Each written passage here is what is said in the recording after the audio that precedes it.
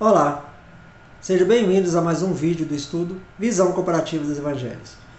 Fico grato de ter você aqui acompanhando esse estudo. Meu nome é Wellington Lima e hoje vamos dar continuidade ao relato do leproso purificado, que aconteceu na Galileia.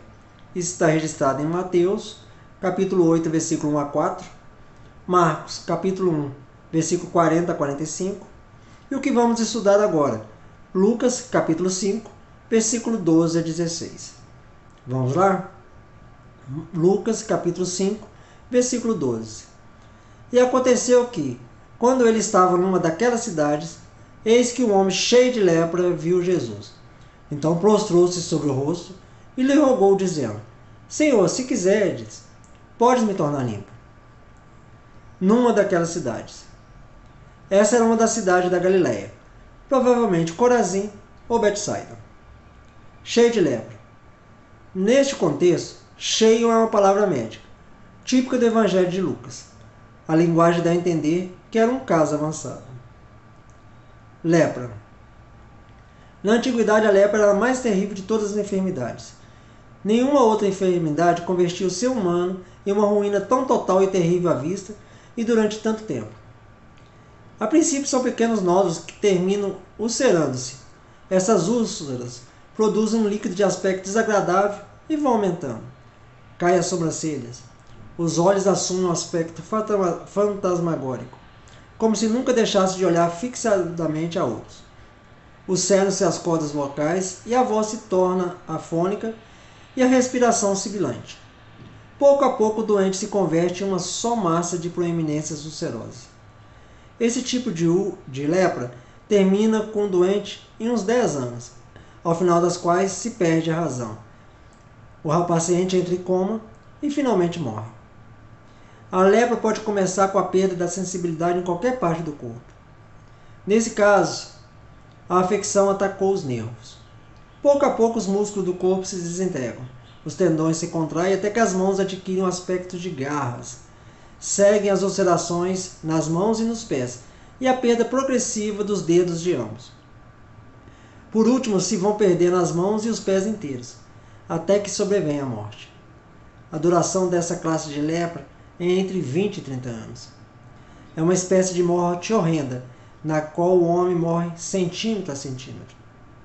É importante esclarecer que hoje tudo isso, graças a Deus e à medicina moderna, virtualmente desapareceu, e é perfeitamente possível controlar e até curar a lepra.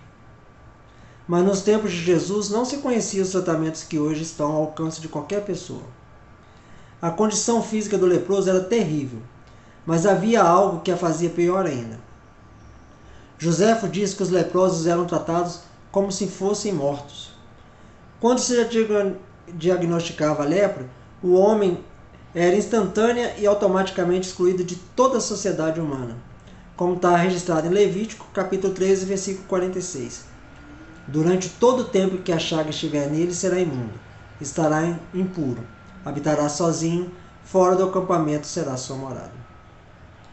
O leproso devia vestir-se com farrapos, usar o cabelo despenteado, com o lábio superior coberto por uma bandagem, e enquanto caminhava deveria gritar todo o tempo: imundo, imundo, conforme ordenado em Levítico, capítulo 13, versículo 45.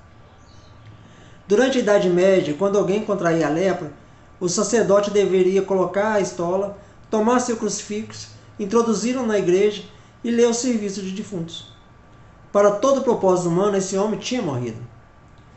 Na Palestina, nos tempos de Jesus, ao leproso era proibida a entrada a Jerusalém e a todas as cidades muradas.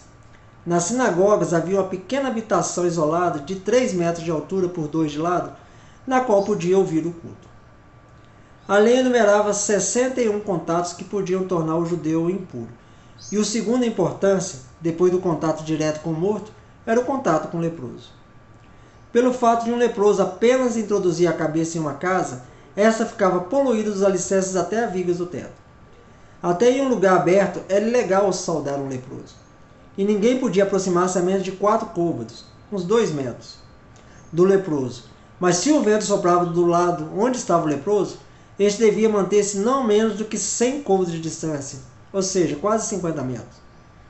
Um rabino nem sequer teria comido um ovo comprado em uma rua por onde tinha passado um leproso. Outro rabino se gabava de que atirava pedra nos leprosos para que não se aproximassem dele. Outros se escondiam ou saíam correndo cada vez que viam um leproso, mesmo à distância. Nunca houve uma enfermidade que separasse um homem de seus semelhantes como a lepra. E este homem foi o que Jesus tocou. Para um judeu, a frase mais extraordinária de todo o Novo Testamento provavelmente seja: Jesus estendeu a mão e o tocou. Tocou ao leproso. Nessa história devemos notar duas coisas. O leproso se aproxima e Jesus responde: se quiseres. O leproso não duvidou da competência de Jesus em curar. Ele não estava certo da atitude dele. Tornar limpo. Os doentes são curados. Já os leprosos são purificados. Versículo 13. Ele estendeu a mão e o tocou, dizendo: quero ser limpo. E logo a lepra desapareceu dele. Uma vez que a doença era normalmente considerada incurável, a súbita cura deve ter causado surpresa ao homem e a todos que o conheciam. Versículo 14.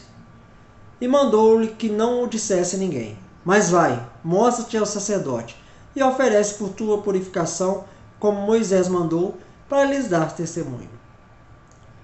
Vai, mostra-te ao sacerdote. A lei dispunha que os casos de lepra deviam ser inspecionados pelos sacerdotes, que faziam as vezes de um departamento de saúde na comunidade judaica. Jesus quis que o homem passasse pelos devidos canais para ser readmitido na comunidade. Até que fosse declarado limpo pelas autoridades, não tinha o direito de reassumir seus relacionamentos sociais normais, para lhes dar testemunho. Devia ser feito para servir de testemunho ao povo. Nenhuma testemunha seria mais forte nem teria mais autoridade do que a declaração que o sacerdote fizesse de que o leproso estava limpo. Versículo 15. Porém a sua fama se espalhava ainda mais, e ajuntavam-se muitas multidões para o ouvir, e para serem curadas de suas enfermidades. Aglomerava-se muita gente para ouvi-lo e para ser por ele curado das suas doenças e enfermidades.